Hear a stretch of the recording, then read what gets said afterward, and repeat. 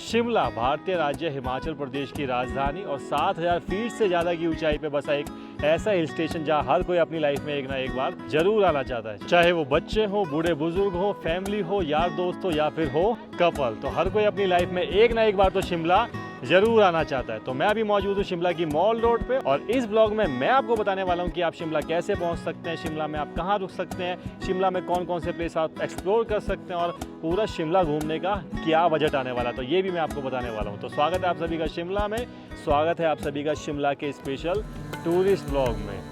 तो आइए सबसे पहले डिस्कस करते हैं कि आप शिमला कैसे पहुंच सकते हैं। तो देखिए, शिमला पहुंचने के लिए हम दिल्ली, चंडीगढ़ और कालका इन 3 शहरों को सेंटर पॉइंट मान के चलते हैं। बस से शिमला पहुंचने की बात की जाए तो दिल्ली और चंडीगढ़ से शिमला के लिए काफी सारे बस ऑप्शन आपको मिल जाते हैं। गवर्नमेंट बसेस की बात करें तो हिमाचल गवर्नमेंट यानी कि HRTC की काफी सारी लग्जरी और ऑर्डिनरी दोनों टाइप की बस शिमला के लिए ऑपरेट होती है। ऑर्डिनरी बस में दिल्ली से किराया करीबन 533 रुपए, वहीं लग्जरी वॉल्वो बस में दिल्ली से किराया करीबन 965 रुपए तक रह सकता है। ऑर्डिनरी बस में चंडीगढ़ से किराया करीबन 250 रुपए, वहीं लग्जरी बस में किराया करीबन 415 रुपए HRTC की बसेस में रह सकता है। HRTC बसेस की टिकट आप ISBT पे बने टिकट काउंटर से बुक कर सकते हैं। इसके अलावा आप रेड बस, अभी बस, पेटीएम जैसे लीडिंग टिकट बुकिंग प्लेटफॉर्म से भी बुक कर सकते हैं। बाकी इन सभी एप्स के अलावा आप इनकी वेबसाइट यानी कि HRTCHP.com से भी टिकट बुक कर सकते हैं। हिमाचल गवर्नमेंट की बसेस के अलावा आपको हरियाणा रोडवेज और चंडीगढ़ रोडवेज की बसेस भी शिमला तक के लिए मिल जाती हैं, जिनकी टिकट आप ISBT के टिकट काउंटर से ले सकते हैं। वैसे आपको बता दूं, दिल्ली से सभी गवर्नमेंट बसेस का boarding point Kashmiri gate ISBT रहता है, वहीं चंडीगढ़ से इन गवर्नमेंट बसेस का बोर्डिंग पॉइंट सेक्टर 43 का ISBT रहता है। शिमला में ड्रॉपिंग की बात करें तो ये बस शिमला में आपको तूतीकांडी ISBT पे ड्रॉप करती है। दिल्ली से शिमला प्राइवेट लग्जरी बसेस में भी जा सकते हैं। प्राइवेट लग्जरी बसेस जैसे कि वॉल्वो, मर्सिडीज, स्कैनिया बसेस में ऑफ सीजन में यानी कि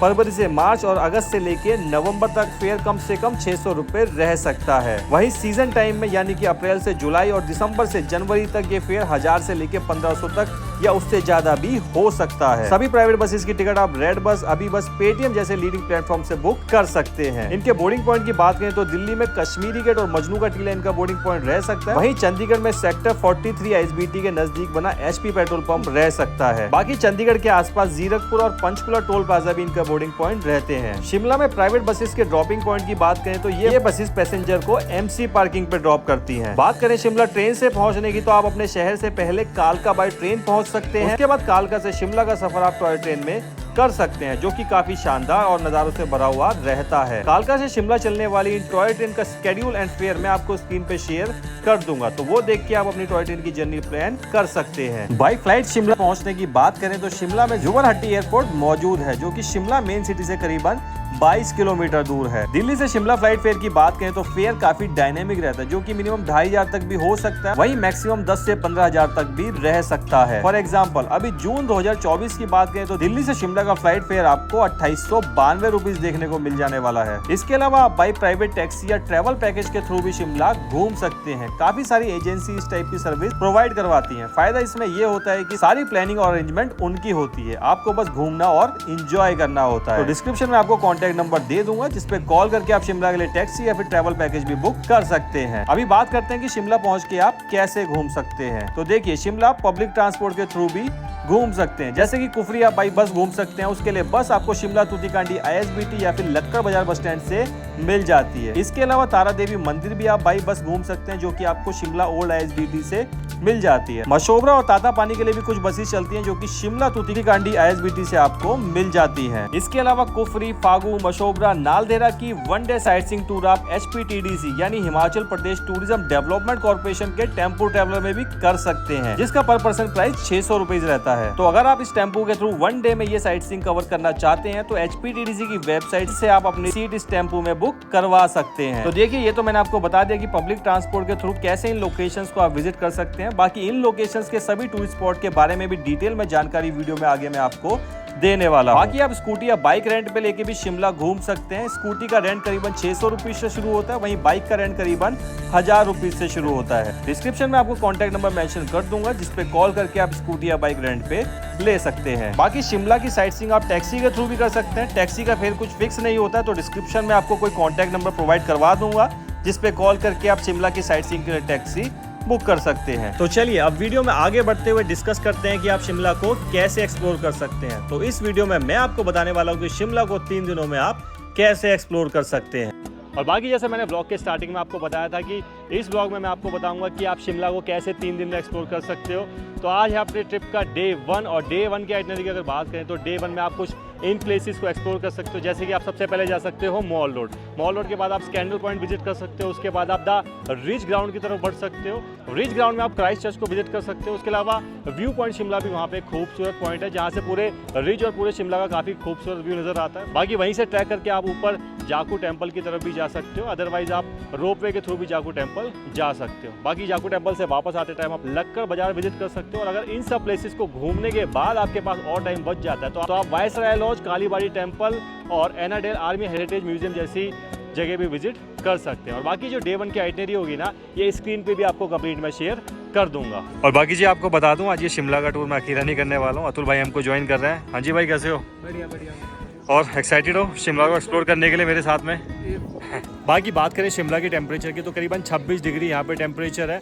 हल्की हल्की ठंडी ठंडी ब्रीज भी चल रही है। कैसा लग रहा है भाई मौसम? अरे मौसम बढ़िया हो रहा है, थोड़ी सी धूप है ठीक है, बट जो ठंडी हवा लग रही है ना वो काफ़ी अच्छा लग रहा है ना। तो कुल मिला के जो शिमला का मौसम है ना, ठीक है, ना बहुत ज़्यादा सर्दी है ना बहुत ज़्यादा गर्मी है, आप आसानी से घूम सकते हो। और बाकी जैसे मैंने ब्लॉग के स्टार्टिंग में आपको बताया कि मैं आपको पूरा बजट भी बताऊंगा कि शिमला घूमने में कितना बजट आने वाला है। और कोशिश करूंगा कि आपको शिमला घूमने का चीपेस्ट तरीका बताऊं पब्लिक ट्रांसपोर्टेशन को यूज करके। जहाँ पे पब्लिक ट्रांसपोर्टेशन के थ्रू घूमना पॉसिबल नहीं हो पाएगा वहाँ पे कोशिश करेंगे भाई स्कूटी रेंट पे ले लें या फिर टैक्सी में भी जा सकते हैं, क्योंकि आपको पता है पब्लिक ट्रांसपोर्टेशन की एक लिमिटेशन भी होती है कि हर टूरिस्ट प्लेस पे आपको वो लेके नहीं जा सकता है। और एक लिमिटेशन ये भी होती है कि भाई पब्लिक ट्रांसपोर्टेशन में आपको थोड़े बहुत धक्के भी खाने पड़ सकते हैं। तो अगर आप फैमिली के साथ आ रहे हो, कपल के साथ आ रहे हो तो तब पब्लिक ट्रांसपोर्टेशन से एक्सप्लोर करना ना थोड़ा सा मुश्किल हो जाता है, क्योंकि तब बंदा थोड़ा सा कंफर्ट भी ढूंढने लगता है। क्योंकि अगर फैमिली के साथ आए या फिर एज अ कपल आए तो भाई कंफर्ट जोन तो भाई मस्ट चाहिए ही होता है। बिल्कुल भाई, कंफर्ट जोन तो पहले ही रहता है, कपल्स का हो गया, फैमिली का हो गया। हाँ, तो अगर आप फैमिली में आ रहे हो या फिर कपल में आ रहे हो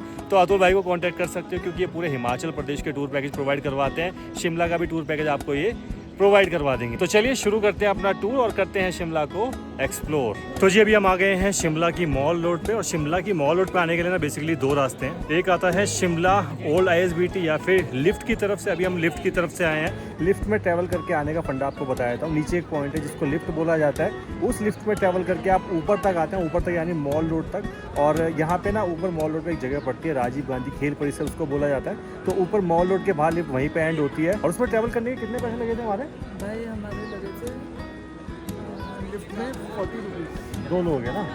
हाँ, 40 रुपये 2 लोगों के लगे थे, मतलब 20 रुपये पर पर्सन रहता है। और बाकी आपको द लिफ्ट यानी कि लिफ्ट के बेस पॉइंट पे ही पहुंचने का तरीका बताया था। तो देखिए यहाँ तक आने के लिए आपको काफ़ी सारी बसेस मिल जाती हैं। अगर द लिफ्ट तक आने के लिए आपको कोई बस नहीं भी मिलती है ना, तो आप शिमला के ओल्ड बस स्टैंड तक आ सकते हो। शिमला के ओल्ड बस स्टैंड के लिए आपको काफ़ी सारी जगह से बसेस मिल जाती हैं, जैसे कि तूती कांडी ISBT जिसको कि शिमला का नया ISBT भी बोला जाता है, वहाँ से भी ओल्ड बस स्टैंड के लिए बस मिल जाती हैं। और शिमला की MC पार्किंग जहाँ पे प्राइवेट वॉल्वो बसेज आपको ड्रॉप करती हैं, वहाँ से भी शिमला के ओल्ड बस स्टैंड के लिए बसेज आपको मिल जाती है। तो शिमला के ओल्ड बस स्टैंड आ जाइए। और शिमला के ओल्ड बस स्टैंड से जो लिफ्ट का रास्ता है वो करीबन 500 से 600 मीटर है। 500-600 मीटर वॉक करके लिफ्ट तक आ जाइए और फिर लिफ्ट में ट्रैवल करके ऊपर मॉल रोड तक आ जाइए। और बाकी जैसे ही आप ओल्ड ISBT या फिर लिफ्ट की तरफ से मॉल रोड की तरफ आते हो ना, तो देख लीजिए इधर से आपको एक डाइवर्जन मिल जाता है यहाँ पे, जो यहाँ से आपको ऊपर ले जाता है रिज ग्राउंड की तरफ या फिर कह सकते हो क्राइस्ट चर्च की तरफ। ऊपर आपको नज़र भी आ रही होगी, लेकिन अभी हम क्राइस्ट चर्च नहीं जा रहे हैं, हम यहाँ से सीधा जा रहे हैं मॉल रोड की सैर करने।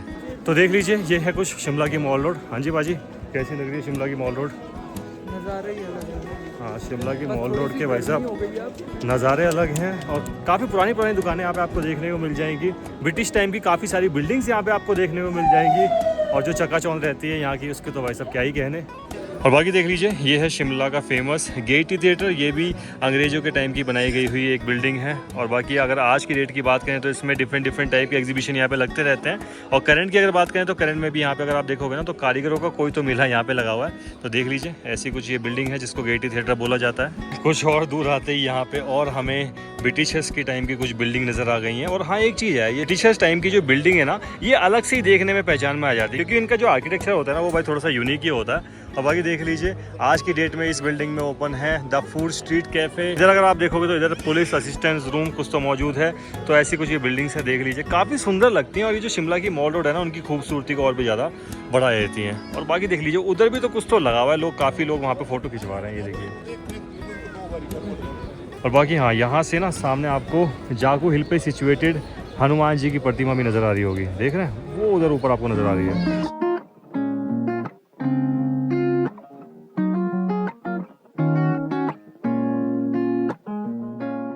और बाकी देख लीजिए ये है शिमला का स्कैंडल पॉइंट, ये है वो रास्ता मॉल रोड का जहाँ से अभी हम आए हैं। ये इधर ऊपर एक रास्ता निकल जाता है जो कि क्राइस्ट चर्च या फिर कह सकते हो कि रिज ग्राउंड या फिर जाकू मंदिर की तरफ आप आगे निकल जाओगे। हालांकि ये भी एक मॉल रोड का पार्ट है, आप इसको बोल सकते हो। जैसा आपको पता होगा हम मॉल रोड के उस तरफ से आए थे क्योंकि हम लिफ्ट से आए थे। लिफ्ट जो है मॉल रोड के उस एंड पे मौजूद है। एक रास्ता मैंने आपको दिखाया था ना मॉल रोड के स्टार्ट में ही था जो कि रिज ग्राउंड और क्राइस्ट चर्च की तरफ जा रहा था। तो देख लीजिए एक रास्ता इधर से भी है जो यहाँ से रिज या फिर क्राइस्ट चर्च की तरफ आपको ले जाता है। और बाकी जैसे मैंने आपको बताया था ना मॉल रोड की तरफ आने के लिए दो मेन रास्ते हैं। जो दूसरा मेन रास्ता है ना वो यहाँ से शुरू होता है। यहाँ से बेसिकली वो आता है एमसी पार्किंग की तरफ से कह सकते हो या फिर कह सकते हो शिमला रेलवे स्टेशन की तरफ से। तो अगर आप एमसी पार्किंग या फिर रेलवे स्टेशन की तरफ से आ रहे हो तो आप इधर की तरफ से आओगे, और अगर आप द लिफ्ट या फिर शिमला के ओल्ड ISBT की तरफ से आ रहे हो तो आप इस साइड से आओगे। वैसे तो अभी हमें यहाँ पे रिज ग्राउंड की तरफ या फिर क्राइस्ट चर्च की तरफ जाना है, लेकिन फिर भी आपको एक बार नीचे की तरफ जाके ये रास्ता दिखा देता हूँ।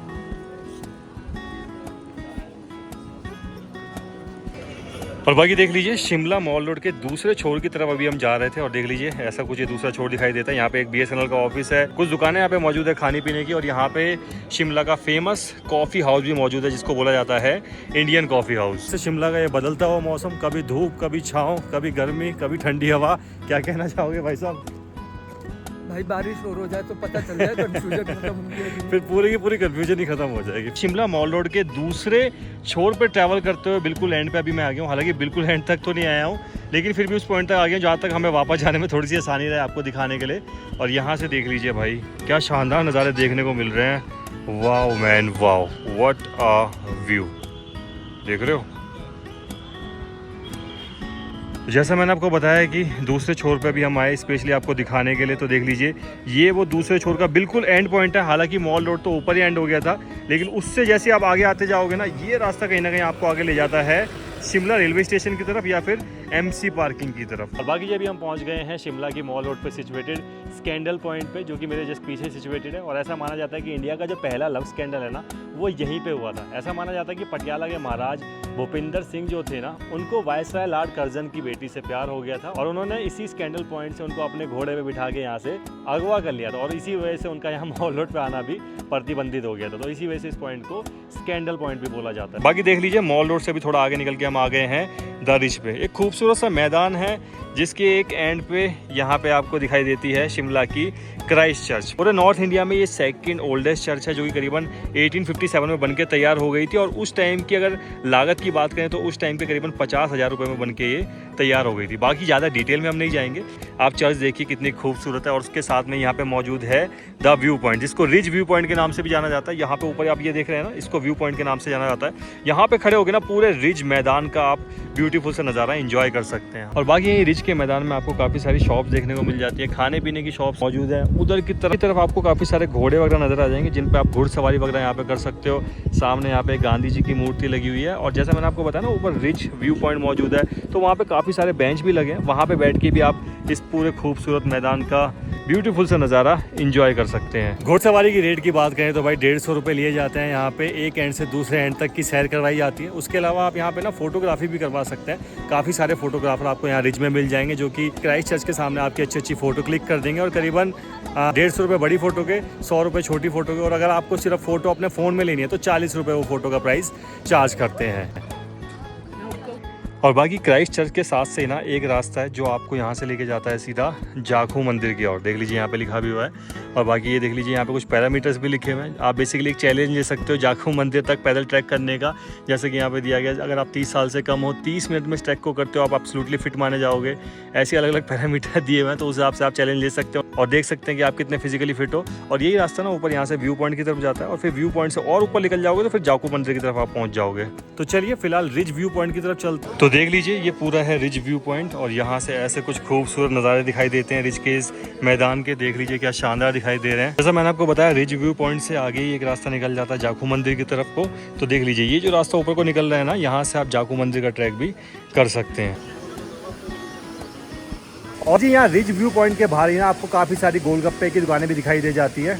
हाँ जी अतुल भाई कैसे हैं गोलगप्पे? भाई आप भी ट्राई करो। भाई ट्राई करके देख ही लेते हैं। मज़ा आया? 10 रुपये की प्लेट है भैया, 40 रुपये की प्लेट।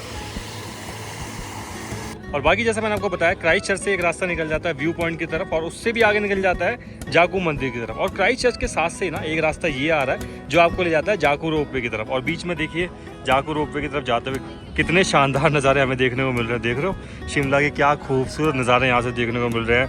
अल्टीमेट मैन, मन कर रहा है भाई साहब यहाँ खड़े रहो और इन खूबसूरत नज़ारों का दीदार करते रहो। देख रहे हो ज़बरदस्त। और बाकी देख लीजिए यहाँ से जो सीधा रास्ता है ना ये जाखू रोपवे की तरफ जाता है ऊपर। और देख लीजिए वहाँ जाखू हिल पे मौजूद हनुमान जी की प्रतिमा भी यहाँ से नजर आने लगी है। बाकी देखो वैसे तो आपको जाखू रोपवे जाने का रास्ता समझ आ ही जाएगा और अगर नहीं भी पता चलता है ना तो क्राइस्ट चर्च के पास में ना काफ़ी सारे लोग रहते हैं जो कि बेसिकली जाखू रोपवे की तरफ से ही रहते हैं, तो वो आपको गाइड कर देते हैं। और बाकी जाखू रोपवे की कॉस्टिंग की अगर बात करें तो अप एंड डाउन की 1 पर्सन की जो टिकट रहती है ना वो रहती है करीबन 490 रुपये। और अगर आपको सिर्फ एक तरफ जाना है और आना खुद से पैदल है उसकी टिकट कितनी रहती है भाई 290। हाँ 290 के करीबन रहती है। और बाकी जो भी एग्जैक्ट प्राइस होगा स्क्रीन पे भी आपको शो कर देंगे। जाखू रोपवे के ऑफिस के बाहर हम पहुंच गए हैं, एक बार जाके अंदर एग्जैक्ट प्राइस भी पता कर लेंगे और स्क्रीन पे आपको शो कर देंगे। और बाकी देख लीजिए यहाँ पे एक होटल भी मौजूद है, होटल शिवालिक रीजेंसी। तो अगर आपको जाखू मंदिर के आसपास कहीं स्टे लेना है तो यहाँ पे भी स्टे आप ले सकते हैं। और इसके अलावा भी काफ़ी सारे होटल्स यहाँ पे मुझे नजर आ रहे हैं। ऊपर आप देखोगे होटल अतिथि और भी ना ऊपर की तरफ काफ़ी सारे होटल्स मौजूद है यार यहाँ पे। मतलब जाखू मंदिर के आसपास भी काफ़ी सारे होटल्स के ऑप्शन यहाँ पे मौजूद है। और ये पीछे पूरा जो रास्ता है ना साथ साथ पूरे होटल्स बने हुए हैं। तो अगर यहाँ पे आप रुकना चाहें तो यहाँ पे भी आप स्टे कहीं ले सकते हैं। और बाकी जैसे मैं आपको बता रहा था ना कि वन साइड का जो टिकट प्राइस है वो 290 रुपये, तो वो 290 नहीं है, वो है 265 रुपीज़। सर दो साइड का कितना है? 490। हाँ तो दो साइड का जो टिकट प्राइस है वो 490, वो ठीक बताया था हमने आपको। सर मैं कह रहा था आपका नाइट स्टार्ट। तो देख लीजिए इस लिफ्ट से अभी हम ऊपर आए हैं और ऊपर आते ही यहाँ से जो नज़ारे हैं ना देख लीजिए कितने ज़्यादा शानदार नज़र आ रहे हैं। पूरा शिमला यहाँ से नज़र आ रहा है। वो देख लीजिए क्राइस्ट चर्च भी वहाँ पे नज़र आ रहा होगा आपको, वो देखिए। Wow man wow, what a view.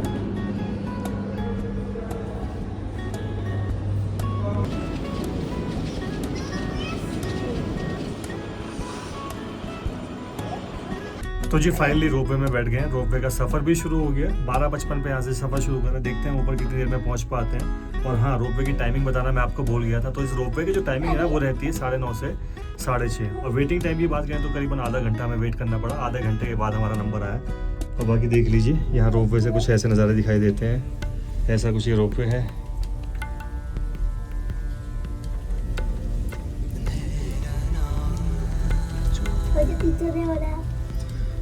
हाँ जी भाई साहब कैसा लग रहा है रोपवे में सफ़र करके?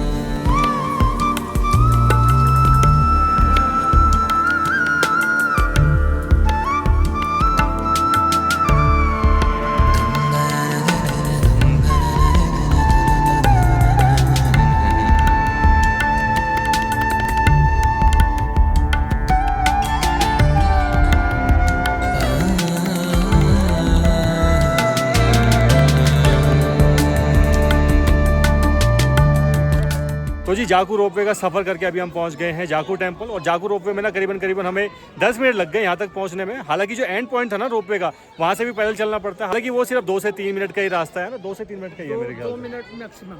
हाँ और बाकी रास्ते में थोड़ा सा सावधानियाँ आप बरतें क्योंकि यहाँ पे बंदर काफ़ी सारे हैं। तो अगर आपके हाथ में प्रसाद है, आँखों में स्पेक्स हैं या सर पे टोपी है तो वो कभी भी छीन सकती है। तो थोड़ा सा सावधानियाँ बरत सकते हैं। और बाकी काफ़ी अच्छा लग रहा है ऊपर आके, है ना? वाइब अच्छी है। हाँ वाइब काफ़ी अच्छी है। और ऑब्वियस सी बात है हनुमान जी के दर्शन करना है तो अच्छा तो लगना ही है। देख लीजिए ऐसा कुछ ये प्रांगण एरिया है इस मंदिर का। ये यहाँ पे मंदिर है, उधर हनुमान जी की प्रतिमा भी मौजूद है जो भी मैं आपको आगे जाके दिखाऊंगा। तो चलिए पहले दर्शन करते हैं और फिर हनुमान जी की प्रतिमा की तरफ आगे जाते हैं।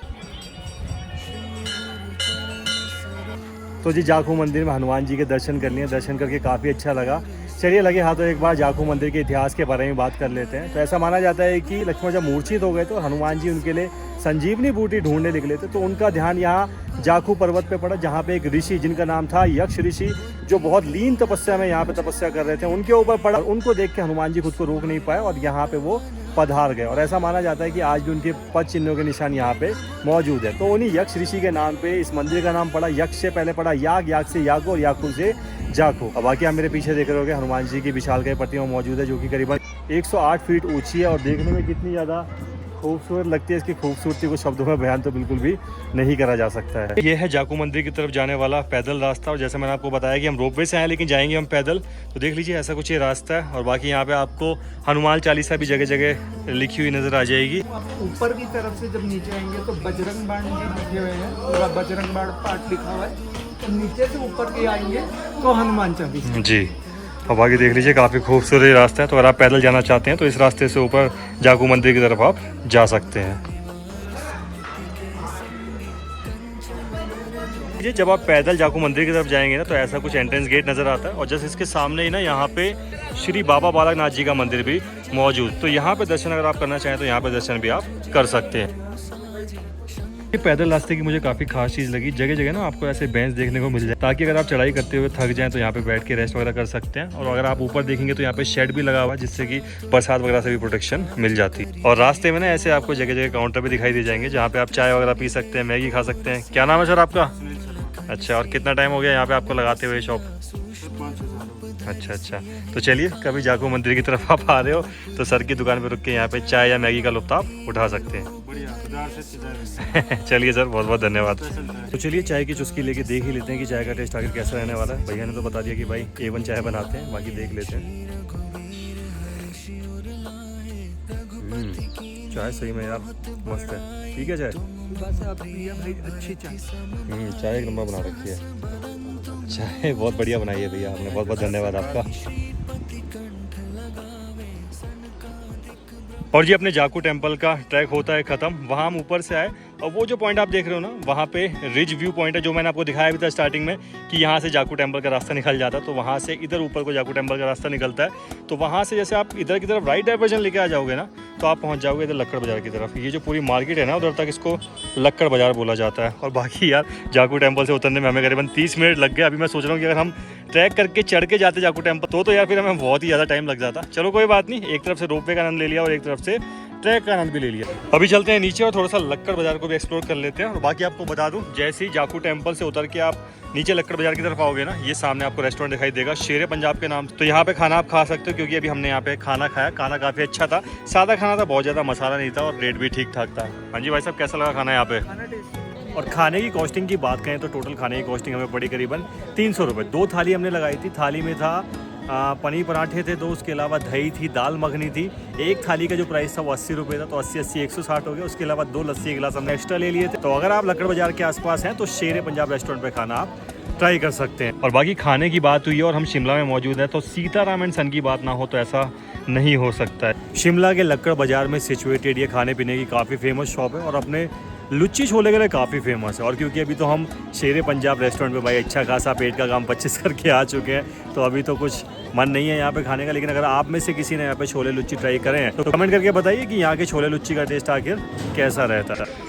तो देख लीजिए ऐसा कुछ ये लक्कड़ बाजार है। वैसे तो यहाँ पे आपको तरह तरह की शॉप दिखाई दे जाएंगी, लेकिन मेन जो लक्कड़ बाजार है ना अपने वुडन आर्टिफैक्ट के लिए फेमस है। जैसे नाम से भी आपको समझ आ रहा होगा लक्कड़ बाजार, तो लक्कड़ की चीज़ यहाँ पे ज़्यादा फेमस है। काफ़ी डिफरेंट टाइप के वुडन आर्टिफैक्ट यहाँ पे दुकानों पे आपको देखने को मिल जाते हैं। और बाकी देख लीजिए लक्कड़ बाजार से ऐसा कुछ व्यू आपको देखने को मिल जाता है। एक चीज़ तो है, शिमला में कहीं पर भी खड़े हो जाओ, व्यू इतना शानदार दिखाई देता है ना, मन करता है कि भाई बस खड़े रहो और इन खूबसूरत नज़ारों का दीदार करते रहो। तो देख लीजिए लक्कड़ बाजार से कुछ ऐसे नज़ारे दिखाई देते हैं शिमला के। तो शिमला में अगर आप हो और कुछ शॉपिंग अगर आपको करनी है तो लक्कड़ बाजार से शॉपिंग यहाँ पे आप कर सकते हो, खासकर वुडन आर्टिफैक्ट। तो जी अगर लक्कड़ बाजार घूमने के बाद आपके पास थोड़ा टाइम और बच जाता है तो आप वायसरॉय लॉज भी विजिट कर सकते हैं, जिसको कि राष्ट्रपति निवास के नाम से भी जाना जाता है। हालांकि मैं लास्ट टू लास्ट ईयर वहाँ पे विजिट करके आ चुका हूँ, काफ़ी खूबसूरत बनाया हुआ है, तो इसलिए आज तो मैं वहाँ पे नहीं जा रहा हूँ। स्क्रीन पे आपको कुछ वीडियो फ्लैश कर दूंगा कि राष्ट्रपति निवास या फिर वो वायसरॉय लॉज किस तरीके से दिखाई देता है। उसमें एंट्रेंस की भी कुछ टिकट रहती है जो कि मुझे याद नहीं आ रही, लेकिन स्क्रीन पर आपको शो कर दूंगा। और बाकी अगर आपके पास वायसरॉय लॉज यानी कि राष्ट्रपति निवास घूमने के बाद भी कुछ टाइम बच जाए ना, तो आप कालीबाड़ी टेम्पल विजिट कर सकते हैं। और अगर और भी टाइम आपके पास बच जाता है तो आप एनाडेल आर्मी हेरिटेज म्यूजियम भी विजिट कर सकते हैं। और बाकी क्योंकि घूम के थोड़ा सा हम थक गए हैं, इसलिए कालीबाड़ी टेम्पल और एनाडेल आर्मी हेरिटेज म्यूजियम तो अभी हम नहीं जा रहे हैं। बाकी जितना भी पूरा सर्किट था डे 1 की आइटनरी का वो सारा मैंने आपको दिखा दिया है। स्टार्ट करा था हमने मॉल रोड से, फिर गए स्कैंडल पॉइंट, फिर आए यहाँ पे द रिच, क्राइस्ट चर्च हमने घूमा, व्यू पॉइंट हमने देखा। उसके अलावा फिर हम यहाँ से जाकू रोप पे लेके जाकू मंदिर तक पहुँचे, फिर ट्रैक करके नीचे तक पैदल आए। उसके अलावा लक्कड़ बाजार मैंने आपको दिखाया और जितनी डे 1 की आइटनरी थी वो सारी मैंने आपको समझा दी। तो चलिए अभी चलते हैं अपने हॉस्टल, आराम करते हैं क्योंकि थोड़ा सा थक गए हैं। आज ही हम दिल्ली से शिमला आए थे, रात को भी नींद पूरी नहीं हुई थी, तो अभी नींद भी थोड़ी सी आ रही है। तो चलिए अभी चलते हैं अपने हॉस्टल। कल डे 2 की शुरुआत करेंगे डे 2 के टूर के साथ। All right, so it's day 2 of our trip और आज हम निकल गए हैं डे 2 की साइट सीइंग को कवर करने के लिए। डे 2 की अगर आइटनरी की बात करें तो डे 2 की आइटनरी कुछ इस तरीके से रह सकती है। सबसे पहले आप निकल सकते हैं कुफरी को एक्सप्लोर करने के लिए। उसके बाद आप निकल सकते हैं मशोबरा। मशोबरा में बेसिकली एक नेचर पार्क है जो काफ़ी ज़्यादा फेमस है, जिसको कि क्रैग नैनो नेचर पार्क के नाम से भी जाना जाता है। उसके बाद आप निकल सकते हैं नालदेहरा, जो कि अपने गोल्फ कोर्स के लिए काफ़ी फेमस है। वहाँ पे एक नाग देवता का टेम्पल भी है, तो वो भी विजिट आप कर सकते हैं। और उसके बाद अगर आपके पास टाइम बचता है तो वहाँ से आप ताता पानी के लिए जा सकते हैं, जो कि अपने रिवर राफ्टिंग और एडवेंचर एक्टिविटीज़ के लिए काफ़ी फेमस है। और बाकी देख लीजिए, कुफरी जाने के लिए अभी हम आ गए हैं शिमला के न्यू आईएसबीटी, जिसको कि शिमला तूतीकांडी आईएसबीटी के नाम से भी जाना जाता है। क्योंकि जैसे मैंने आपको बताया था कि कोशिश करेंगे कि शिमला का ये टूर जो है हम आपको बजट में करवाएं, तो हम सोच रहे हैं कि भाई कुफरी क्यों ना बस से निकला जाए। तो बस का पता करने के लिए हम यहाँ पे शिमला तूतीकांडी आईएसबीटी अभी आ चुके हैं। और बाकी अतुल भाई ने तो भाई हमें ट्रिप पे ज्वाइन करा ही हुआ था, साथ में तुषार भाई ने भी आज हमें ट्रिप पे ज्वाइन कर लिया। हमारे हॉस्टल में ये हमारे साथ में रुके हुए थे। कैसे हो भाई? सब बढ़िया भाई, आप बताइए। बस सब बढ़िया। कहाँ से हो आप? मैं भाई छत्तीसगढ़ रायपुर से। अच्छा, और कैसा रहा शिमला का पहला दिन? बहुत बढ़िया था भाई, शुरू दिन आप भाई लोग मिल गए, अब सब लोग घूमने उमने अच्छा माहौल बन गया अपने यहाँ। कुफरी जाने वाली बसेस की बात करी जाए तो देखिए यहाँ से स्पेशल तो कुफरी के लिए आपको कोई बस नहीं मिलने वाली है, लेकिन जितनी लॉन्ग रूट की बसेज हैं जो यहाँ से जाती हैं रामपुर, रेकोंगपियो या फिर रोहडू साइड जाती हैं, तो वो सारी बसेज जो हैं वो कुफरी होते हुए जाती हैं। अगर आप उनसे स्पेशली पूछ के बैठे हुए कि आपको कुफरी जाना है तो आपको यहाँ पे कोई नहीं बिठाने वाला है। इससे बढ़िया कि आप बैठ जाओ और फिर सीधा कुफरी की टिकट यहाँ से कटवा लें। अदरवाइज अगर आपको स्पेशली कुफरी की बस चाहिए तो फिर आप लक्कड़ बाजार बस स्टैंड से भी कुफरी की बस ले सकते हैं। तो अभी कोशिश कर रहे हैं यहाँ पे अगर कोई बस हमें मिल जाती है जिसमें हम बैठ जाएं और कुफरी तक पहुँच जाए तो ठीक है, नहीं तो यहाँ से फिर हम निकलेंगे लक्कड़ बाजार बस स्टैंड। और इस रिकोंगपियो वाली बस में बैठ के हम निकल गए हैं कुफरी की तरफ। बाकी जैसा मैंने आपको बताया कि अगर आपको लॉन्ग रूट वाली बसेस में कोई बोर्ड करने से मना करता है, फॉर एग्जांपल अगर कोई बस यहाँ से नारकंडा, रामपुर या फिर रिकोंगपियो की तरफ जा रही है या फिर रोहडू की तरफ जा रही है, वो सारी बसेस कुफरी होते हुए जाती हैं। लेकिन अगर आपको उसमें बोर्ड करने से रोका जाता है तो आप वहाँ से ओल्ड बस स्टैंड निकल जाइए और ओल्ड बस स्टैंड से आप आ जाइए लक्कड़ बाजार। लक्कड़ बाजार से तो यार आपको बैक टू बैक बस मिल जाती है कुफरी के लिए। चलो कोई नहीं, कंडक्टर भैया से हमने बात कर ली थी और इस बस में बैठ के अभी हम कुफरी जा रहे हैं। और बाकी कुफरी की जो टिकट हमें यहाँ से पड़ी है, यहाँ से यानी कि शिमला तूतीकांडी आईएसबीटी से, वो हमें पड़ी है 50 रुपीज़ पर पर्सन। तो जी करीबन 1.5 घंटा बस में लगा के हम पहुँच गए हैं कुफरी। भाई साहब बस में हालत ही ख़राब हो गई, बहुत जाम लगा हुआ था। जाम जो बहुत तगड़ा जाम भाई, काफ़ी आ रही थी लेकिन सो नहीं पा रहे थे। तो अगर आप फैमिली के साथ आ रहे हो या फिर एज अ कपल आ रहे हो तो मैं आपको रिकमेंड नहीं करूँगा कि आप पब्लिक ट्रांसपोर्टेशन के थ्रू आओ। तो बाकी अभी हमने बस ने उस पॉइंट पे ड्रॉप करा है जहाँ से हमें जाना पड़ेगा ऊपर। अभी रास्ता देख रहे हैं ना मेरे पीछे, यहाँ से हमें ऊपर जाना पड़ेगा टैक्सी की पार्किंग तक, जहाँ तक टैक्सियाँ जाती हैं। और उसके बाद कुफरी के मेन पॉइंट, जिसको कुफरी महासू पीक बोला जाता है, वहाँ तक हम जाएंगे। वहाँ जाने के 2 तरीके हैं, या तो आप ट्रैक करके चले जाओ या फिर घोड़े खच्चर पे चले जाओ। चलो वो जितनी भी डिटेल है वो आपको ऊपर पहुँच के बताऊँगा। फिलहाल यहाँ से टैक्सी लेते हैं और यहाँ से पहुँचते हैं टैक्सी की पार्किंग पे। तो जी टैक्सी की करीबन 15 मिनट की राइड लेके अभी हम पहुंच गए हैं उस पॉइंट पे जहां से आगे टैक्सी नहीं जाती है। यहां से आगे आप घोड़े खच्चर के थ्रू जा सकते हैं महासू पीक तक, क्योंकि कुफरी की जो मेन अट्रैक्शन है ना वो रहती है महासू पीक। और जैसा मैंने आपको बताया कुफरी की जो मेन अट्रैक्शन है वो है महासू पीक, जहाँ पे या तो आप घोड़े खच्चर के थ्रू जा सकते हो या फिर ट्रैक करके जा सकते हो। बाकी आपको बता दूं घोड़े खच्चर का कंप्लीट पैकेज भी रहता है। पैकेज की बात करें तो देखो, अगर आपको सिर्फ हॉर्स राइड करनी है, आपको महासू पीक तक जाना है, तो आप 500 रुपये में घोड़े खच्चर पे जा सकते हैं। उसके अलावा अगर आपको हॉर्स राइड के साथ साथ साइट सीइंग भी करनी है तो उसका जो पैकेज रहता है वो रहता है 1000 रुपये। बाकी आप हॉर्स राइड और साइट सीइंग के साथ पूरे एडवेंचर एक्टिविटीज़ का भी पैकेज ले सकते हैं, जो कि करीबन रहता है 1500 रुपये के आसपास। और बाकी देख लीजिए, ये कुछ रास्ता है जो आपको लेके जाता है महासू पीक तक, और पूरे रास्ते में आपको यहाँ देख लीजिए घोड़े खच्चर और उनके द्वारा फैलाया गया वही गंद नजर आएगा। चलिए कोई बात नहीं, अभी यहाँ से ऊपर की तरफ चलते हैं।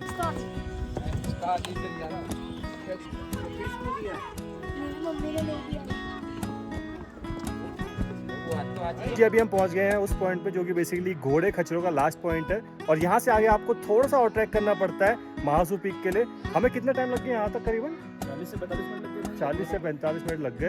तो अगर आप पैदल खुद से आ रहे हैं तो 40 से 45 मिनट का ट्रैक करके आप इस पॉइंट तक पहुंच सकते हैं, जहाँ पे घोड़ों का एंड पॉइंट रहता है बेसिकली। और हाँ, एक चीज़ हमने नोटिस करी, जैसे हम थोड़ा सा आ गया घोड़े के जो रेट थे वो सडनली मतलब थोड़े सस्ते हो गए, सस्ते होने लग गए। हाँ, बार्गेन कर सकते हैं। मतलब आप बार्गेनिंग कर सकते हैं। जैसे ही आप घोड़ा पॉइंट से थोड़ा सा ऊपर आएंगे ना, जो घोड़ा पॉइंट मैंने आपको नीचे दिखाया था जहाँ से घोड़े मिलते हैं, वहाँ से थोड़ा सा ट्रैक करके ऊपर आइए। बीच बीच में घोड़े वाले आपको काफ़ी ऑफर दे, तो वहाँ से बार्गेनिंग कर लीजिए और इस टॉप पॉइंट तक आ जाइए। और फिर यहाँ से आप जा सकते हैं महासू पीक। और जैसे मैंने आपको बताया कुछ एडवेंचर पार्क वगैरह भी, तो एडवेंचर एक्टिविटीज़ वगैरह भी आप कर सकते हैं। तो चलिए ऊपर चलते हैं, सारी चीज़ आपको दिखाएंगे चल के। और बाकी ये पॉइंट देखो यार कितना ज़्यादा शानदार है ना भाई? भाई बहुत सही शानदार है। फोटोग्राफी के लिए तो भाई एक नंबर है। सब वेल एंड गुड है फोटोग्राफी। फॉरेस्ट देखो कितना ज़्यादा डेंस है और कितना ज़्यादा शानदार लग रहा है देखने में। ये देख लीजिए ऐसा कुछ एरिया। और जैसा मैंने आपको बताया ना, घोड़े खच्चरों के लास्ट पॉइंट पे हम पहुंच गए, तो देख लीजिए वो पॉइंट है। घोड़े खच्चर सिर्फ यहाँ तक आते हैं और महासू पीक जाने के लिए हमें वहाँ थोड़ा सा ऊपर तक तो और जाना पड़ेगा। और देख लीजिए यहाँ पे आपको काफ़ी सारे योग भी नजर आ जाएंगे, जिन पे बैठ के आप फोटोग्राफी वगैरह करवा सकते हैं। फोटोग्राफी का जो चार्ज रहता है वो यहाँ पे रहता है 50 रुपये पर पर्सन का। यहाँ पे आप गन शूटिंग भी कर सकते हैं। तो तुषार भाई ने अभी यहाँ पे गन ले ली है। वहाँ पे उधर बॉटल्स में निशाना लगाना है, देखते हैं तुषार भाई निशाना कितना सटीक लगा पाते हैं। लगा भैया? क्या प्राइस है इसका? 100 अच्छा 100 के 12 हैं। सब ट्राई कर लेते हैं। चलिए एक एक करके ट्राई करते हैं।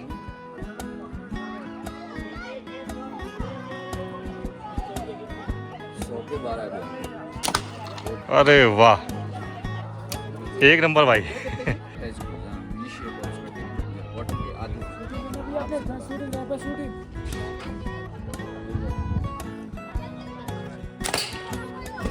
और भाई ने बहुत ही बढ़िया निशाना लेता हुआ। रतुल भाई का पहला निशाना मिस हो गया था, अभी सेकंड ट्राई कर रहे हैं। लो भाई साहब आपने सेकंड में मिस कर दिया। यहाँ पे रैबिट को हाथ में लेके भी फोटोग्राफी वगैरह आप करवा सकते हो। 50 रुपये पर पर्सन का चार्ज यहाँ पे लिया जाता है।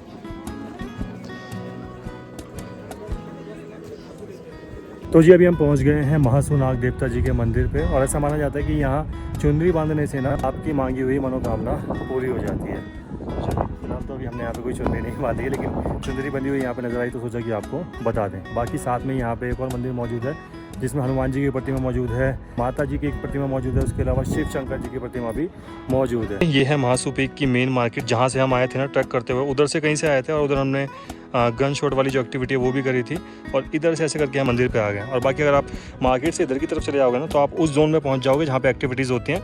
हालांकि उसके लिए 1 किलोमीटर के करीब थोड़ा सा नीचे को जाना पड़ता है। वहाँ पे कुछ एडवेंचर पार्क मौजूद है जहाँ पे आप एडवेंचर एक्टिविटीज़ कर सकते हैं। तो देख लीजिए ऐसी कुछ ये पूरी महासू पीक की मार्केट नज़र आती है। और बाकी देख लीजिए यहाँ महासू पीक में हमें जितेंद्र भैया मिल गए। यहाँ पे एक्टिविटीज़ वगैरह करवाते हैं। कौन कौन सी एक्टिविटीज़ करवाते हो भैया? टोटल 6 एक्टिविटीज रहती है बड़े भैया जी हमारे पास। कौन कौन सी? इसमें जिप लाइन रहती है 400 मीटर ओवन फ्लाई करने वाला, सिंगल डबल चॉइस आपकी रहती है, फोटो वीडियो लाइव रहेगा हर गेम में आपका। हर गेम से पहले 25-30 हज़ार की सेफ्टी लगती है, जो कहीं गिरने नहीं देंगे, और जो डरेगा एंजॉय भी वही करेगा। अच्छा, उसके बाद है बर्मा ब्रिज। पहले बम्बूज के ऊपर चल के जाओगे, आगे जाके 90 फीट की गहरी खाई में नेट लगे, उस पर जंप होना है आपका। जंप आपके ऊपर डिपेंड है, 10 फीट से 90 फीट से स्लो फास्ट चॉइस आपकी है। स्लो जंप करेंगे मजा नहीं है, फास्ट जंप करेंगे तो बंजी जंप टाइप का फेरेगा। जब आप नेट पे पड़ोगे बॉल की तरह 5-6 बार उछलेंगे आप। आपको ये तो पता होना कुछ नहीं, फिर भी एक डर बना रहेगा कहीं इधर उधर गिरते हो। फोटो वीडियो लाइव रहेगा हर गेम में, अपना मोबाइल कैमरा तो फोटो वीडियो फ्री। उसके बाद है लेडर क्लाइंबिंग, वैली क्रॉसिंग है, कमांडो नेट है, बैलेंसिंग है। 6 एक्टिविटीज प्लस 3 साइट सीइंग रहता है। साइट सीइंग कौन कौन सी है? एप्पल गार्डन है, विलेज है, स्टेफर्ड। और चार्ज वगैरह क्या रहता है यहाँ पे? कैसा सर 1000 रुपीज़ का टिकट रहता है, बट हम लोग थोड़ा डिस्काउंट करते हैं। अच्छा, मतलब डिस्काउंट कर देते हैं। फुल पैकेज देते हैं। अच्छा, आपका नंबर अगर डिस्क्रिप्शन में दे दूँ चलेगा ना? बिल्कुल सर। चलो ठीक है, भैया का नंबर डिस्क्रिप्शन में दे दूंगा। अगर यहाँ पे किसी को आके एडवेंचर एक्टिविटीज़ करनी है तो भैया को कॉन्टैक्ट डायरेक्ट आप। अभी चैनल लाइक और सब्सक्राइब सभी लोग। तो ठीक है, भैया का नंबर दे दूंगा। अगर एक्टिविटीज़ आपको करनी है तो इनसे कॉन्टैक्ट आप कर लीजिएगा। चलिए ठीक है भैया, ओके। यहाँ महासू पीक कुफरी में आप इस ATV राइड का भी इंजॉय ले सकते हैं, जिसका चार्ज जो रहता है वो रहता है करीबन 1000 रुपये 2 लोगों का, और करीबन 300 मीटर की इसमें राइड रहती है। तो जी अभी हम आ गए हैं एप्पल गार्डन एडवेंचर जोन में। पूरे एडवेंचर पार्क है, जैसे जितेंद्र भाई ने आपको बताया भी था। टोटल 5 या 6 एक्टिविटीज रहते हैं, और बाकी यहाँ आके आप बार्गेनिंग भी कर सकते हैं। वैसे जो उन्होंने प्राइस बताया था उससे भी हमें कम प्राइस यहाँ पे पड़ा है, और लगा लो उससे बहुत कम प्राइस पड़ा है। वो आपकी बार्गेनिंग स्किल के ऊपर डिपेंड करता है। अभी वो प्राइस मैं आपको बता नहीं सकता, क्योंकि उन्होंने मुझे बताया था कि बार्गेन करा हुआ प्राइस मत बताना, लेकिन आप प्राइस पे बार्गेनिंग कर सकते हो। हाँ, लेकिन अगर आप बिल्कुल नीचे से एडवेंचर एक्टिविटीज का पैकेज लेते हैं ना, तो आपको कॉस्टली पड़ने वाला था। चलिए कोई नहीं, अभी इस एडवेंचर पार्क में आ गए। सबसे पहली एडवेंचर एक्टिविटी जो हम यहाँ पे करने वाले हैं वो रहने वाली है जिप लाइन।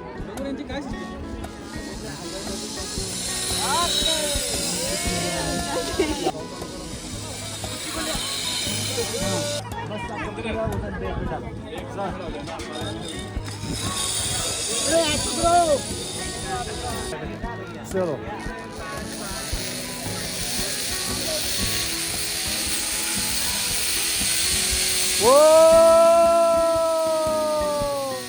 तो भाई जिप लाइन करके अभी हम आ गए हैं, काफी मजा आया। कैसा रहा भाई एक्सपीरियंस आप लोगों का? अच्छा मजा आया। हमको लगा आखिरी में हमारी मौत होने वाली है, बाकी हम बच गए। भाई तो बिल्कुल बीच में अटक भी गया था, बीच में बैक हुआ था। हाँ मतलब प्रॉपर ब्रेक नहीं, प्रॉपर प्रॉपर ब्रेक भाई की लगनी पाई, मतलब जैसे ब्रेक से टकराया ना वापस आ गए थे मेरे ख्याल से। हाँ लेकिन ठीक है, एंड में कंट्रोल हो गया, अच्छे से हो गई जिप लाइन। तो देख लीजिए ये है टोटल 6 एक्टिविटीज़ जो इस पैकेज में इंक्लूड है हमारी। जिप लाइन है, उसके अलावा बर्मा ब्रिज है, वैली क्रॉसिंग, कमांडो नेट, रोप वॉक और लास्ट है लैडर जंप। तो देख लीजिए ये है कुछ एक्टिविटीज़। अभी नाम तो मुझे स्पेसिफिकली पता नहीं किस एक्टिविटी का क्या नाम है। बिल्कुल टॉप पे आप देखोगे ना, ये देखिए ये बंदर की तरह भाई इस वायर में पूरा लटक के जाना है। तो ये भी एक एडवेंचर एक्टिविटी रहती है यहाँ पे।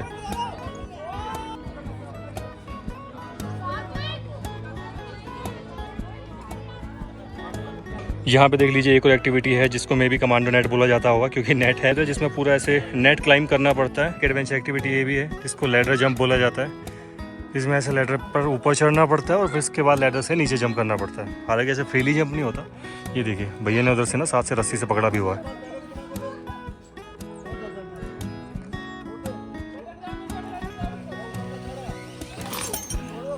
चलिए चलिए और ऊपर पुशअप मारिए, पुलअप मारिए, एक बार ऊपर पुलअप मारो, पुलअप एक बार पुलअप डन। दादा देखो ऊपर।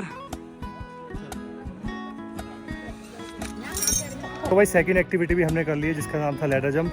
कैसा लगा भाई? बहुत अच्छा एक्सपीरियंस भाई, वर्थ इट है। नीचे हाँ, कूदने के एक्टिविटीज बाद, काफी अच्छी है, देखने में लग नहीं रही थी इंटरेस्टिंग है, बाकी कूदने के बाद मजेदार लगे। लेकिन फिजिकल फिटनेस भी अपने आप में चेक होता है उसको कहीं ना कहीं। तो काफी अच्छा Fitness एडवेंचर आपकी एक्टिविटी अच्छी है, थी। बहुत जल्दी आप चढ़ सकते हैं ऊपर। हाँ लेकिन आपको एक चीज़ बता दूं कि भाई एक्टिविटीज़ जो है ना यहाँ पे भीड़ बहुत ज़्यादा है, हाँ, समय आपको लगेगा, समय आधे से घंटे की एक्टिविटी के लिए लगेगा। क्योंकि सीज़न का टाइम है, रश बहुत ज़्यादा हो रहा है। मेरे ख्याल से जिप लाइन में हमें पूरा लाइन में लग के जिप लाइन करने में करीबन 1 घंटा तो लग गया होगा सर। 1 घंटा 10 मिनट ऐसे आसपास लगेगा। हाँ और देख लीजिए यहाँ पे ना कुफरी फन वर्ल्ड के नाम से एडवेंचर पार्क है जहाँ पे गो कार्टिंग वगैरह कराई जाती है। और गो कार्टिंग की प्राइस की अगर बात करें तो 1000 रुपये बताया गया है यहाँ पे, जिसमें करीबन 10 चक्कर ये आपको इसमें लगवाते हैं। वो देख लीजिए उधर सामने गो कार्टिंग वहाँ पे कराई जा रही है। और बाकी जी क्योंकि एडवेंचर पार्क से ऊपर मार्केट तक जाने का जो रास्ता है ना काफ़ी ज़्यादा स्टीप है, इस वजह से हमने यहाँ पे जीप कर ली है। शेयरिंग जीप रहती है, 100 रुपये पर पर्सन का चार्ज लेते हैं। और इसमें बैठ के भी हम जा रहे हैं मेन मार्केट तक, मतलब महासू टॉप की मेन मार्केट तक। ये देख लीजिए, आप देख भी रहे होगे रास्ता काफ़ी स्टीप है, काफ़ी धूल से भरा हुआ है। तो मैंने कहा ठीक है 100 रुपये पर पर्सन चार्ज यहाँ पे लिया जा रहा है, तो बैठ के ऊपर महासू टॉप की मेन मार्केट तक इसमें चले जाते हैं।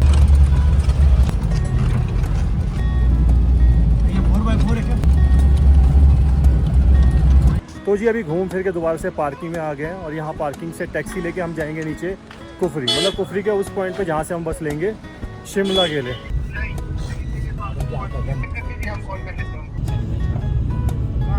और जी कुफरी घूम फिर के अभी हम आ गए हैं नीचे मेन रोड पे, मेन हाईवे पे, जहाँ से हम बस लेंगे शिमला के लिए।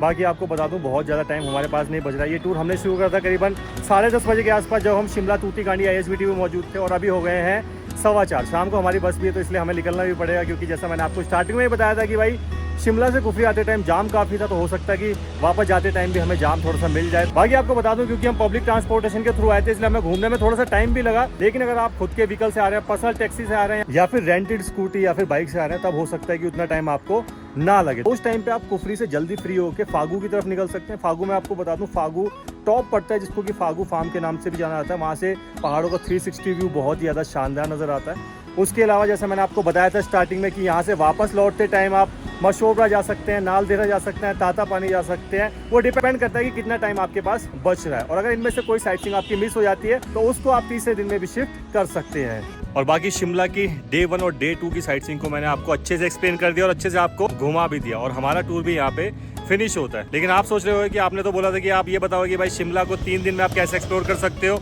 तो आपको बता दूं हमारा तो टूर यहाँ पे फिनिश हो रहा है। लेकिन आपको बताया था कि अगर 3 दिन आपके पास या शिमला में है तो तीसरे दिन आप घूम सकते हो तारा देवी मंदिर। मैं तो पहले वहाँ घूम के आ रखा हूँ और हमारे पास टाइम भी उतना नहीं है, तो वहाँ तो हम नहीं जा सकते। स्क्रीन पे आपको कुछ वीडियोस में शो कर दूंगा जिससे आपको आइडिया हो जाएगा कि तारा देवी मंदिर कितना ज़्यादा खूबसूरत है। पहाड़ों के बिल्कुल टॉप पे जाके तो वहाँ से जो व्यू है वो भी बहुत ज़्यादा शानदार आता है। और जैसे मैंने आपको बताया भी था कि अगर डे 2 में आपकी कोई साइट सीइंग मिस हो जाती है उसको भी डे 3 में आप ऐड कर सकते हैं। बाकी जी कुफरी से बस लेके अभी मैं पहुंच गया हूँ अपने होटल। और बाकी अगर टोटल बजट की बात करें जो इस टूर के दौरान हमें लगा है, तो देखिए जैसे मैंने आपको बताया कि भाई हमने एक बजट ट्रैवलर की तरह इस ट्रिप को कंप्लीट करा, तो जितना भी बजट हमारा आया होगा ना वो स्क्रीन पे आपको शो कर दूंगा दोनों लोगों का। लेकिन आपको दोबारा बता दूं, हम as a budget traveller Shimla की ये ट्रिप कर रहे थे, आपको दिखाना चाह रहा था कि भाई सस्ते में आप शिमला की ट्रिप कैसे कर सकते हो। 2 दिन हमने शिमला को एक्सप्लोर करा है, उसका जितना भी बजट आया स्क्रीन पे शो कर दूंगा। लेकिन 3 दिन पूरा घूमने का प्लान मैंने आपको बता दिया है। लेकिन हाँ, अगर आप फैमिली के साथ आ रहे हैं, एज अ कपल आ रहे हैं, तो मैं रिकमेंड नहीं करूंगा कि भाई आप बजट की तरफ ज़्यादा ध्यान दो, क्योंकि आपको पता है कि भाई as a couple as a family आप उतनी ज़्यादा स्ट्रगल नहीं कर सकते। मुझे लगता है अगर आप एज अ कपल आ रहे हैं, एज अ फैमिली आ रहे हैं, तो ट्रैवल पैकेज लेना आपके लिए ज़्यादा बेटर रहेगा, या फिर आप स्कूटी या बाइक रेंट लेके भी यहाँ पे घूम सकते हैं। और बाकी क्योंकि हमारे साथ अतुल भाई मौजूद हैं, अतुल भाई से पूछ लेते हैं कि शिमला में रुकने के लिए बेस्ट 3 स्टार होटल कौन सा रहेगा। भाई साहब बताइए, भाई यहाँ पे मतलब आप शिमला कौन में सा रिकमेंड करेंगे लोगों को। एक्चुअली क्या है कि मेरा जो इनसे टाइप रहता है वो रहता है मेरा जाकू वाइब, जो कि जाकू टेम्पल के नियर बाय पड़ता है, और एक है अशोका ही। मतलब सर्विस अच्छी रहती है इनमें। 3 स्टार प्रॉपर्टी है और सर्विस बेस्ट देते हैं ये लोग। आज तक मेरे जितने भी क्लाइंट्स गए हैं तो हैप्पी होकर ही आए हैं वहाँ से। और बाकी एज अ सोलो ट्रैवलर आ रहे हैं, तो जिस हॉस्टल में हम रुके हुए हैं ऑक्सफोर्ड ए, इसमें भी आप रुक सकते हैं। ये वाला हॉस्टल कैसा लगा आपको।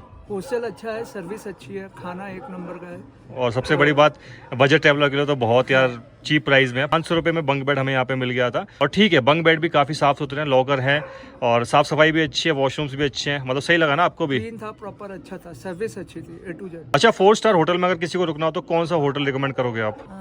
सब 4 स्टार में स्नो वैली रिजॉर्ट में रिकमेंड करूंगा आपको ना। अच्छा, मतलब अच्छा है होटल। जी बिल्कुल अच्छा। और बाकी आपको बता दूं, किसी को भाई शिमला का पैकेज लेना हो तो अतुल भाई से भी डायरेक्ट कांटेक्ट कर सकते हैं। जैसा आपको पता भी होगा इनकी ट्रैवल एजेंसी है, तो शिमला का टूर पैकेज प्रोवाइड करवा देते हो। बिल्कुल भाई, मतलब 3 स्टार और 4 स्टार दोनों होटल्स के साथ। शिमला का ही नहीं, अगर किसी को शिमला मनाली भी चाहिए होता है तो वो भी मिल जाए। अच्छा, शिमला मनाली का कितना दिन रहता है कंबाइन। मिनिमम 6 डेज रहता है। अच्छा, 6 दिन में मतलब शिमला मनाली बंदा पूरा कंप्लीट कर सकता है। जी जी अच्छा, इसमें कस्टमाइजेशन भी अवेलेबल होती है। बिल्कुल रहती है सर। तो चलिए भाई, अतुल भाई का नंबर आपको डिस्क्रिप्शन में दे दूंगा, किसी को टूर पैकेज चाहिए तो इनको कांटेक्ट आप कर सकते हैं। ठीक है भाई, बिल्कुल भाई। चलिए सर, धन्यवाद बहुत बहुत आप। तो जी मैं अभी आ चुका हूँ शिमला से अपने घर बाई वॉल्वो। और जैसा मैंने आपको बताया कि जितना भी अपना खर्चा होगा 2 लोगों का वो सारा स्क्रीन पे शो कर दूंगा, दिल्ली से शिमला और शिमला से दिल्ली वापसी आने का। तो चलिए, जितनी डिटेल थी इस टूरिस्ट ब्लॉग की वो सारी ब्लॉग के दौरान मैं आपको बता चुका हूँ। उस ब्लॉग को करते हैं यही रैप अप, मिलते हैं नेक्स्ट ब्लॉग में। Till bye bye, take care, love you all. और पता है कि खाली हाथ नहीं जाना होता। अगर वीडियो पसंद आई है तो वीडियो को लाइक शेयर और चैनल को सब्सक्राइब करके जाना होता है। चलिए जी, मिलते हैं फिर नेक्स्ट ब्लॉग में। Bye bye.